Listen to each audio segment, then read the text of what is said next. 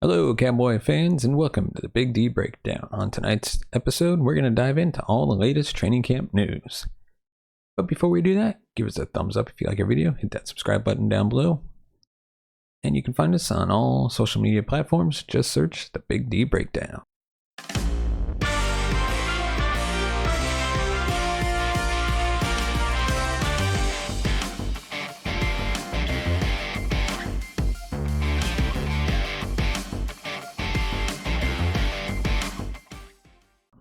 And with that, we dive into today's first topic. Latest training camp buzz confirms what Cowboy fans already knew about Ezekiel Elliott. It's hard to believe that Dallas Cowboys training camp is already a week old. The pads have come on, so Mike McCarthy and Mike Zimmer can now properly evaluate the roster. Whereas the wide receiver and tight end battles are heating up, it's been all quiet on the running back front. It's no secret that the Cowboys have one of the worst running back rooms in the NFL. They chose to reunite with Ezekiel Elliott, who turned 29 last week, despite having the draft and free agency to bring in an impact player. Rico Dowdle, Royce Freeman, Malik Davis, Deuce Vaughn, and Snoop Connor make up the rest of the stable. There is less than a combined 2,500 rushing yards between them, which is why Elliott is the presumptive favorite to open the season as the starter. Just 1 week into camp, though, fans' concerns about signing the aging Elliott appear justified. The consensus takeaway thus far in Oxnard is that Dowdle has far and away been the best running back. While Dowdle showed promise as running back 2 last season, this says more about Elliott than it does the Cowboys' leading returning rusher. Dowdle looks the part of a starter, which makes it all the more maddening that Dallas is hell-bent on trotting out Elliott as the lead back. We all know Jerry Jones wanted Zeke back, but McCarthy was a loud proponent for the two-time rushing champ's return as well. McCarthy even wanted the Cowboys to sign Elliott before the draft so he wouldn't get away, per the Dallas Morning News. Elliott may have the most experience of the team's running backs, but it's obvious to everyone but Dallas that Zeke is better off as a complementary back at this stage of his career. And yet, Executive Vice President Stephen Jones is gassing up Dowdle and Royce Freeman as great compliments to Elliott. Let's make one thing clear. Neither Dowdle or Freeman would start for seemingly any other team. We'd argue that Dowdle is a level above Freeman, but the point stands, and it was obvious if you tracked Elliott's season with the Patriots last year. Dowdle is currently a superior running back to Elliott and therefore the best rusher on the team. Last season, Dowdle topped Elliott in yards per carry and yards after contact per attempt per PFF. He was also right behind the elder statesman in missed tackles, forced, and explosive runs despite seeing 95 fewer touches. It's evident on the first day of pads that Dowdle deserves the lead back. Unfortunately, this story has a predictable and familiar ending.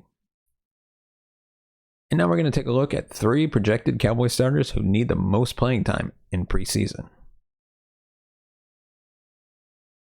Football season is here. Training camps are in full swing and teams are ready to hit the field for the preseason. The exhibition season begins with the Hall of Fame game featuring the Bears and the Texans. For the Cowboys, their tune-up begins on August 11th, when they take on the Rams in Los Angeles. Since Mike McCarthy has taken over, the Cowboys have followed the same formula every preseason. No stars play it down, and fans should not expect to see Prescott, Parsons, or Trayvon Diggs play until the regular season opener at Cleveland. However, some starters on offense and defense are new and will need playing time to hone their skills in the preseason. These 3 need as much playing time as the coaches will allow. Starting off at number 1, we have the defensive end Marshawn Kneeland. The rookie out of Western Michigan was looking like a rotation player on the defensive line heading into camp, but things have changed. With Sam Williams tearing his ACL just a few days into camp, Kneeland looks like he will be a starter on opening day. With the lack of depth on the defensive line, Kneeland may also get extended playing time in these 3 games. The Cowboys need to address defensive line in the draft after Dante Fowler and Durance Armstrong left in free agency. Williams was expected to fill the other defensive end spot opposite of DeMarcus Lawrence, and many had high expectations he would take a big step forward in 2024. Now, Dallas has to throw a rookie into the fire. While the defensive line still has Viliami Fehoko and Chauncey Golston as reserves, neither have seen a lot of playing time. Fehoko actually spent most of his rookie year in 2023 on injured reserve, and Golston only had 3 starts to his name in 4 years.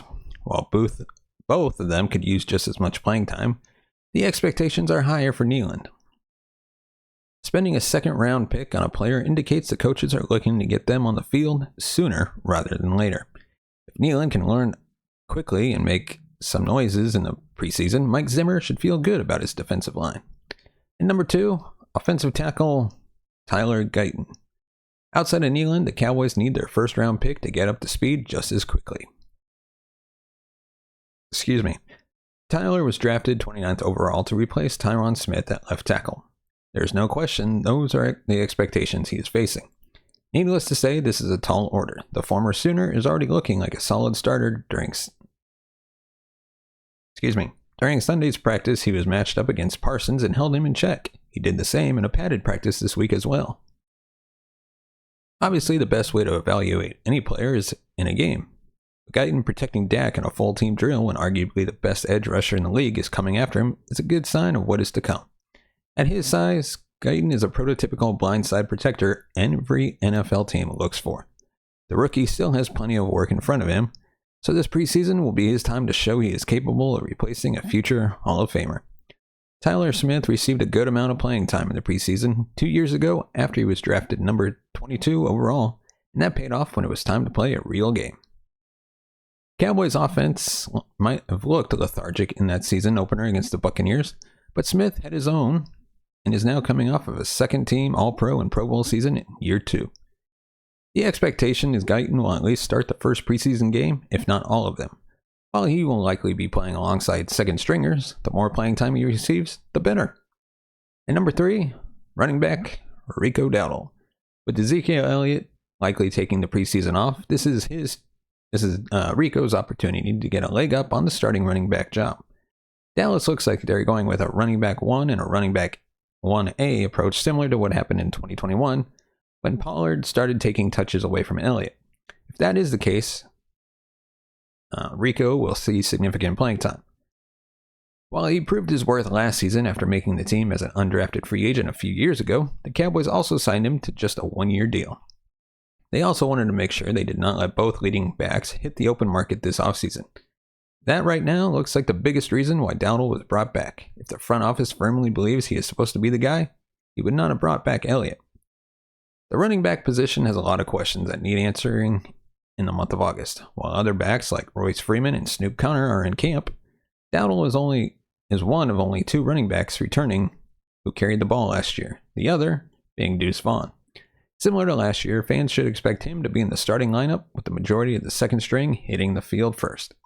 With more regular season experience coming into this preseason, the extra playing time could see Dowdle start to establish himself as the team's leading back. And now, on to our next topic. Dallas Cowboys have had their first fight of training camp, and it involved players that us fans would least expect. The intensity is always high at an NFL training camp, no matter what team you're talking about. When guys are duking it out for roster spots and depth chart positioning in a metaphoric sense, adrenaline is already running high. But sometimes the intensity boils over and you get the occasional fight or brawl, and the Dallas Cowboys just had their first of 2024 training camp. And it wasn't with the players you might have expected. Typically these fights happen between linemen going at it, the guys in the trenches are making contact every single day, or every single play, and even though it's not the same level of hitting as a real game, someone holding a block for too long can agitate another player. That ended up being the case for a couple of hopeful rookies on the roster and 5th-round pick Kalen Carson and undrafted tight end Brevin Spanford. This fight just so happens to be between 2 rookies the Cowboys are really high on, and Carson in particular has been having a really good start to training camp. The Cowboys need instant impact from their rookie class this year, and it's clear that these young players know it. Carson has been balling out on the practice field, and frankly, he takes care of business in this little dust-up with Brevin Spanford, who is substantially bigger than him. Spanford was one of the top prizes among the undrafted free agency heap following the conclusion of the 2024 draft.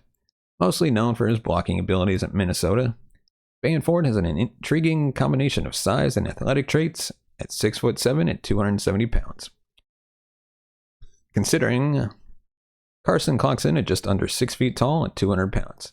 The way this fight ended up going is an impressive look for the Wake Forest product. Span forward holds on to his block a little too long for Carson's liking, and the rookie defensive back takes exception to it. Obviously, when you're a coach of a team like this, you want to avoid personal foul penalties at all costs. Something like this happening during a game could cost your team field position, a first down, a red zone trip, or even a possession. In a worst case scenario, it's costing you 7 points. But you also pay attention to the competitive side of things. You coach against tempers boiling over on the field, but you can't help but love seeing the fire and physicality of two rookies jockeying for spots on the 53-man roster and on the Cowboys depth chart in 2024. Hey everyone, I've got something to share that's really transformed how I watch TV, and that's Fubo. If you're a sports fan, a TV show junkie, or someone who loves having tons of viewing options, Fubo is definitely worth checking out. I've been using them for a while now, and it's been fantastic. The best parts? The sports coverage is incredible. Whether it's live games, replays, or even niche sports that aren't covered elsewhere, Fubo has it all. And if you're into movies and TV shows, they've got you covered with a huge selection of channels and on-demand content. What I appreciate the most is the flexibility. I can watch on my TV, laptop, or even my phone anytime, anywhere. Plus, the interface is super intuitive, so finding what I want to watch is a breeze. If you're looking for a streaming service that delivers top-notch sports coverage and a great range of entertainment options, I highly recommend giving Fubo a try. You won't be disappointed. And now on to our next topic, 3 problems the Cowboys are already dealing with in training camp. The Cowboys need to nip these problems in the bud before they get any worse. Training camp is in full swing around the league. Practice analysis and other camp happening generally dominate conversation for most teams this time of year. As it pertains to the Cowboys, though, the contracts and futures of Dak Prescott and CeeDee Lamb are all the rage. It seems like a matter of when, not if, Prescott and Lamb sign new deals. In the meantime, though, Mike McCarthy is overseeing his most important training camp as Cowboys head coach. Entering his final year of his contract, McCarthy needs to ensure the team hits the ground running in the regular season. Camp is only 5 practices old, and the pads have only just come on. Despite that, a lot has happened, and there is plenty to digest and critique. While the draft class looks legit and several young players have stood out, there are some issues the Cowboys are already navigating that should have fans' attention. Number 3, Cooper Beebe not climbing the depth chart. It was never realistic that Cooper, the team's universally praised third-round pick, would open camp with the first-team offense. After all, he's transitioning to center after he played guard and tackle at Kansas State. Deadlocked in a battle with Brock Hoffman for the starting center job, Beebe looks second best at this juncture. Most of his reps have come with the second-team offense. He's even rotated some with the third team. Cowboys insider Bobby Belt of 105.3 also noted that Beebe has struggled snapping from the shotgun. That won't do the rookie any favors in the competition.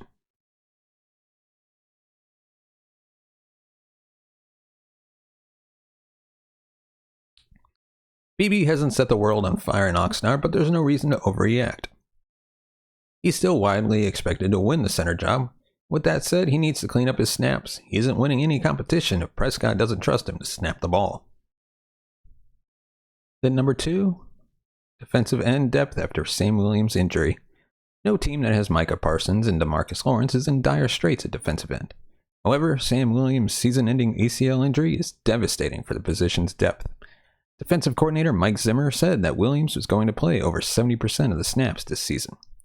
Most of those will presumably go to rookie Marshawn Kneeland. The second-round pick has looked the part in the first handful of practices, but entrusting a first-year player with a lofty workload at a crucial position like defensive end is always risky. This creates opportunity for some young players to tell the Cowboys they don't need to sign a free agent, but the writing is seemingly on the wall. Whether it's Carl Lawson or Justin Houston, front office needs to move quickly to bring in a veteran to replace Williams. And then at number 1, Trey Lance's performance. While the wide receiver 3 battle and battle for the center competition are intriguing to follow, no player entered Cowboys camp with more pressure than Trey Lance. Praised all offseason for his mastering of the playbook and renewed confidence, Lance probably wishes he can start camp all over again. Lance has made some pretty throws, but does that really say much? Most quarterbacks at this level, even second and third stringers, are capable of hitting receivers with zero pass rush. Defenders aren't allowed to hit in the secondary either, which makes the quarterback's job even easier. At the end of the day, Lance's miscues are far more notable than his completions. He's been hesitant to push the ball downfield, and he displayed poor accuracy and touch on one of his 2 interceptions in team drills. Instead of lofting the pass near the sideline to take away one defender, Lance left the throw inside, and rookie cornerback Kalen Carson came down with a pick. There is plenty of time for Lance to redeem himself, but he hasn't done anything to convince the coaching staff that he should be number 2 over Cooper Rush. Let me know in the comment section below, do you think we should Trey Lance end up being number 2, or should we stick with Cooper Rush at number 2? And also, do you think we should release Trey Lance or trade him away for somebody? But now on to our next topic. Micah Parsons has helped prove Cowboys hit the jackpot with Tyler Guyton. Cowboys have seemingly struck gold in first-round pick Tyler Guyton. Training camp is 1 week old, and there's a lot to be excited about. While the Dallas Cowboys are navigating through some issues in Oxnard, that can be said for most teams. In terms of storylines and players that are under the biggest spotlight, 2024 first-round pick Tyler Guyton is right up there. Selected number 29 overall in this year's draft, Guyton started less than 20 games at Oklahoma, and he hardly had any experience at left tackle. It'd be a tall ask for most rookie tackles to start week 1 at a relatively new position. Guyton's rawness makes that an even bigger demand, which explains why some Cowboy insiders question whether the 23-year-old will start a single game at left tackle. The first padded practices of camp were going to be huge as far as judging how much run Guyton can handle in year 1. Well, after just 1 practice, Guyton looks like the real deal as he stonewalled Micah Parsons on several reps in pass protection. Parsons thought he could beat the rookie with sheer speed. Little does Parsons know, though he likely knows now, that Guyton's footwork and athleticism are among the best of the 2024 class. Parsons attempted a swim move over Guyton's shoulder, and the first-round pick took the all-world pass rusher for a ride past Prescott. Cowboys' defense got pressure up the middle, but Guyton gave Dak Prescott a pocket of space to step into his throw and connect with tight end Peyton Hendershot. After coming up short on rep 1, Parsons tried to overwhelm Guyton with power. Again, the rookie didn't give an inch. He got to his spot and displayed great placement and timing with his hands. Guyton even showed off his strength with a strong latch to make sure Parsons didn't get around him. Guyton won reps against multiple Cowboys pass rushers, not just Parsons. He gave Parsons and others everything they could handle. It'd be unfair to Guyton to crown him as a future star after 1 padded practice. Parsons and others will surely put him through some rough practices over the course of training camp, but that is how he's going to get better. At the very least, Guyton shouldn't see any more reps with the second-team offense. None of the concerns that showed up on film and rendered him as a late first-round prospect were spotted. It's extremely impressive that he's kicked those bad habits in a few short months since the draft. Nobody is coining Guyton the second coming of Tyron Smith, but it's hard not to get excited about the rookie's domination of Parsons, given the Cowboys' track record with drafting offensive linemen early. And now for some more unfortunate news. The Cowboys' latest signing instantly flamed out and shockingly announced his retirement. The Cowboys' porous free agency just got even worse. Despite being the most valuable franchise in the NFL, the Dallas Cowboys have spent the least amount of money of all 32 teams. The front office has blamed the penny pinching on the salary cap and that Prescott, Lamb, and Parsons will make up nearly 80% of the cap once they sign new deals. However, simply crunching the numbers shows that Prescott, Lamb, and Parsons won't even account for 50% of the Cowboys' cap. It's more evidence that Jerry and Stephen Jones are in over their heads. Try as they might to brainwash Cowboy fans, there is no defending the lack of spending entering a potentially franchise-altering season. The team's free agency class is arguably the most uninspiring in the league, and it managed to get worse after one of its most recent additions abruptly retired from the NFL. The Cowboys released Conley on Sunday, but they were forced into the move after the veteran cornerback decided to call it a career. Coming off a strong season in the UFL with the DC Defenders, Conley inked a 1-year contract with the Cowboys in June. He wasn't considered a lock to make the 53-man roster, far from it, but there was hope that he would push for a spot in an otherwise inexperienced arsenal of cornerbacks. Though Conley last played in the NFL in 2021, his retirement is a complete shock.